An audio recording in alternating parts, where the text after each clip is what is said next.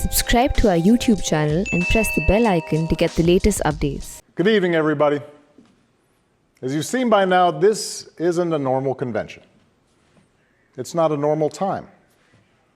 So tonight, I want to talk as plainly as I can about the stakes in this election. Because what we do these next 76 days will echo through generations to come. I'm in Philadelphia, where our Constitution was drafted and signed. It wasn't a perfect document. It allowed for the inhumanity of slavery and failed to guarantee women, and even men who didn't own property, the right to participate in the political process. But embedded in this document was a North Star that would guide future generations. A system of representative government, a democracy, through which we could better realize our highest ideals. Through civil war and bitter struggles, we improved this Constitution to include the voices of those who'd once been left out. And gradually, we made this country more just and more equal and more free. The one constitutional office elected by all of the people is the presidency. So at a minimum, we should expect a president to feel a sense of responsibility for the safety and welfare of all 330 million of us, regardless of what we look like, how we worship, who we love, how much money we have, or who we voted for. But we should also expect a president to be the custodian of this democracy. We should expect that regardless of ego, ambition, or political beliefs, the president will preserve, protect, and defend the freedoms and ideals that so many Americans marched for, went to jail for, fought for, and died for. I have sat in the Oval Office with both of the men who are running for president. I never expected that my successor would embrace my vision or continue my policies. I did hope, for the sake of our country, that Donald Trump might show some interest in taking the job seriously, that he might come to feel the weight of the office and discover some reverence for the democracy that had been placed in his care. But he never did. For close to 4 years now, he has shown no interest in putting in the work, no interest in finding common ground, no interest in using the awesome power of his office to help anyone but himself and his friends. No interest in treating the presidency as anything but one more reality show that he can use to get the attention he craves. Donald Trump hasn't grown into the job because he can't. And the consequences of that failure are severe. 170,000 Americans dead. Millions of jobs gone, while those at the top take in more than ever. Our worst impulses unleashed, our proud reputation around the world badly diminished, and our democratic institutions threatened like never before. Now, I know that in times as polarized as these, most of you have already made up your mind. But maybe you're still not sure which candidate you'll vote for, or whether you'll vote at all. Maybe you're tired of the direction we're headed, but you can't see a better path yet, or you just don't know enough about the person who wants to lead us there. So let me tell you about my friend, Joe Biden. 12 years ago, when I began my search for a vice president, I didn't know I'd end up finding a brother. Joe and I come from different places, different generations, but what I quickly came to admire about Joe Biden is his resilience, born of too much struggle, his empathy, born of too much grief. Joe is a man who learned early on to treat every person he meets with respect and dignity, living by the words his parents taught him. No one's better than you, Joe, but you're better than nobody.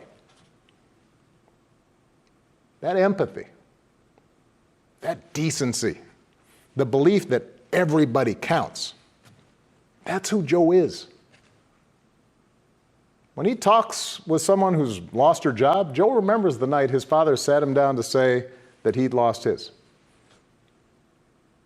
When Joe listens to a parent who's trying to hold it all together right now, he does it as a single dad who took the train back to Wilmington each and every night so he could tuck his kids into bed.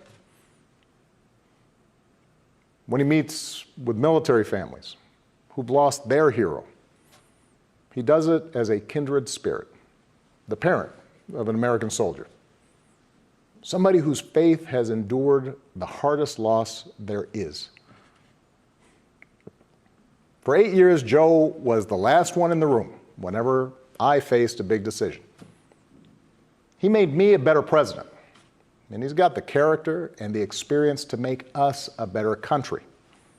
And in my friend Kamala Harris, he's chosen an ideal partner who is more than prepared for the job. Someone who knows what it's like to overcome barriers and who's made a career fighting to help others live out their own American dream.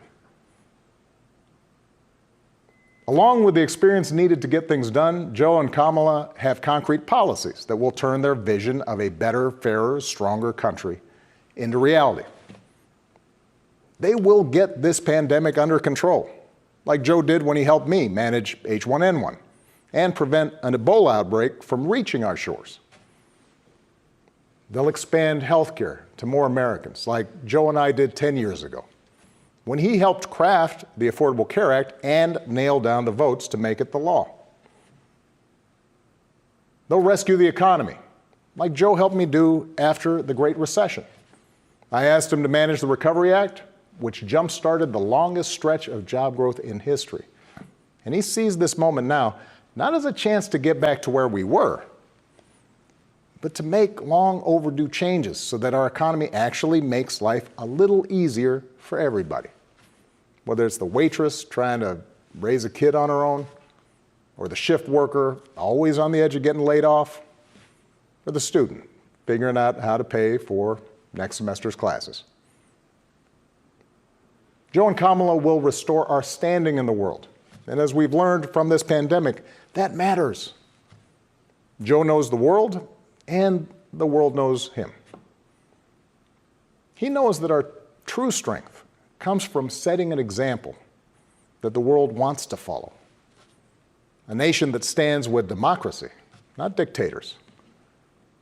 A nation that can inspire and mobilize others to overcome threats like climate change and terrorism, poverty and disease. But more than anything, what I know about Joe, what I know about Kamala, is that they actually care about every American, and that they care deeply about this democracy. They believe that in a democracy, the right to vote is sacred, and we should be making it easier for people to cast their ballots, not harder. They believe that no one, including the president, is above the law, and that no public official, including the president, should use their office to enrich themselves or their supporters. They understand that in this democracy, the commander-in-chief does not use the men and women of our military who are willing to risk everything to protect our nation as political props to deploy against peaceful protesters on our own soil. They understand that political opponents aren't un-American just because they disagree with you. A free press isn't the enemy, but the way we hold officials accountable. That our ability to work together to solve big problems like a pandemic depend on a fidelity to facts and science and logic, and not just making stuff up. None of this should be controversial. These shouldn't be Republican principles or Democratic principles. They are American principles. But at this moment, this president and those who enable him have shown they don't believe in these things.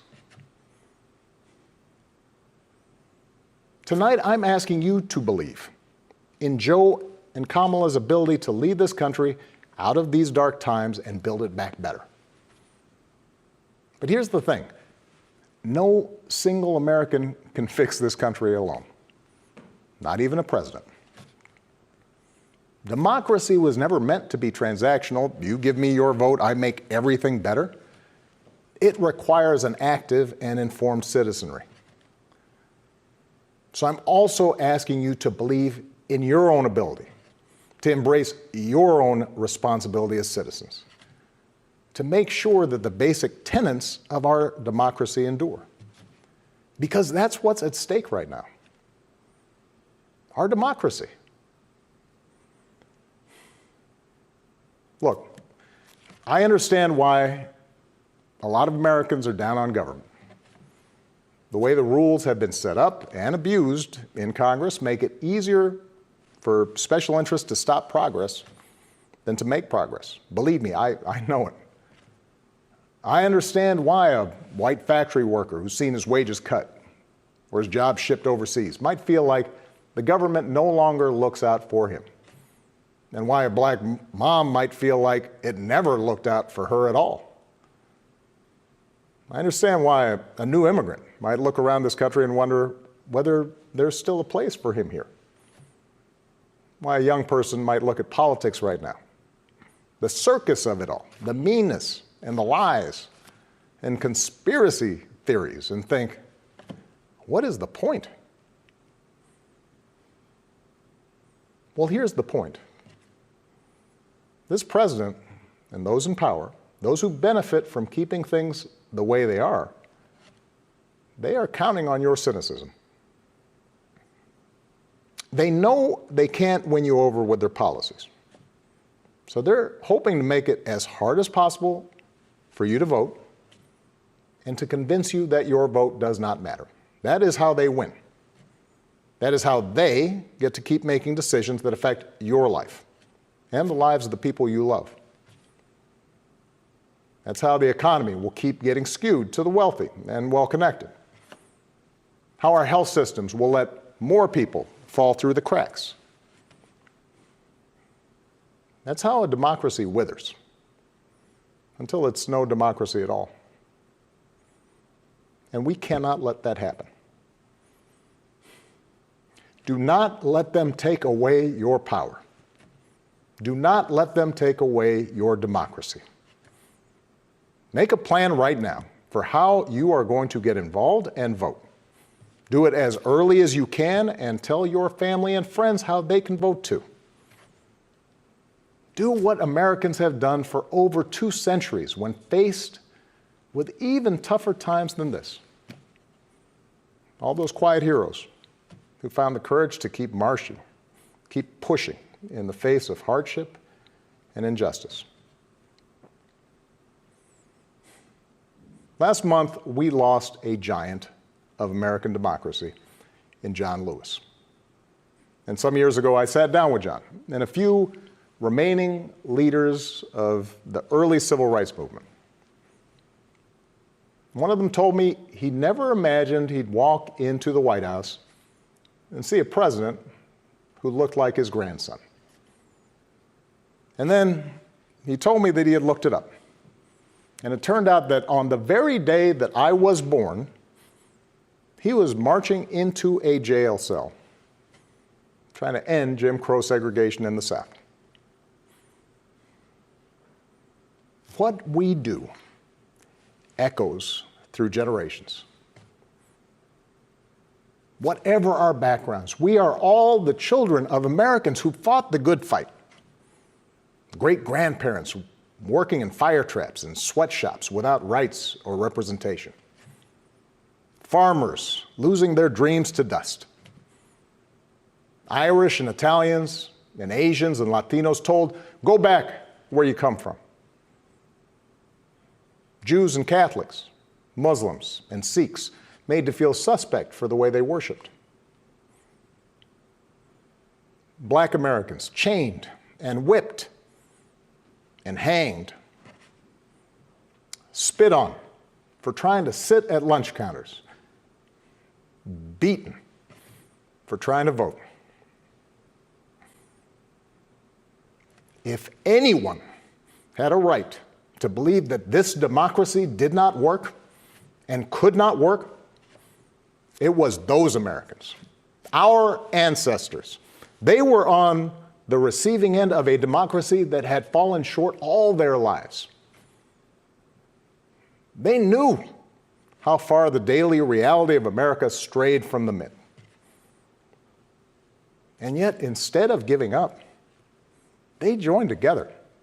And they said, somehow, some way, we are going to make this work. We are going to bring those words in our founding documents to life.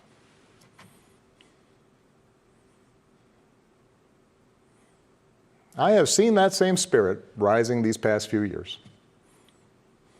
Folks of every age and background who packed city centers and airports and rural roads so that families wouldn't be separated, so that another classroom wouldn't get shot up, so that our kids won't grow up on an uninhabitable planet. Americans of all races joining together to declare, in the face of injustice and brutality at the hands of the state, that Black lives matter. No more, but no less. So that no child in this country feels the continuing sting of racism. To the young people who led us this summer, telling us we need to be better, in so many ways, you are this country's dreams fulfilled. Earlier generations had to be persuaded that everyone has equal worth. For you, it's a given, a conviction.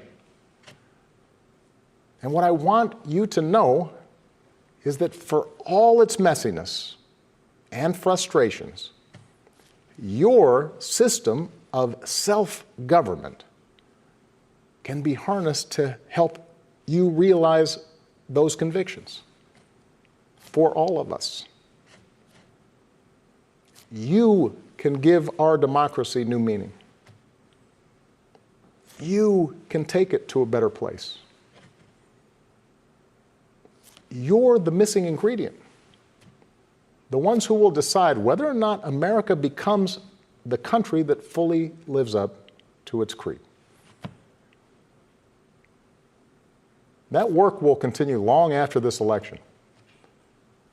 But any chance of success depends entirely on the outcome of this election.